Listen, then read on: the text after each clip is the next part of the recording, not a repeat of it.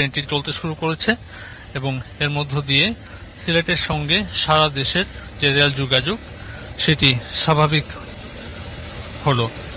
এখান থেকে এই যে রিলিফ ট্রেনটির ঠিক পেছনে আমরা আপনাদেরকে দেখাতে চাই, রিলিফ ট্রেনটির ঠিক পেছনে দুর্ঘটনা কবলিত যে বগিটি রয়েছে সেই বগিটি টেনে নিয়ে যাওয়া হচ্ছে এখন, এবং এই জ্বালানিবাহী এই বগিটি সরিয়ে নেয়ার পরপর এখানকার যে রাস্তাটি সেটি ট্রেন চলাচলের জন্য উপযোগী হলো।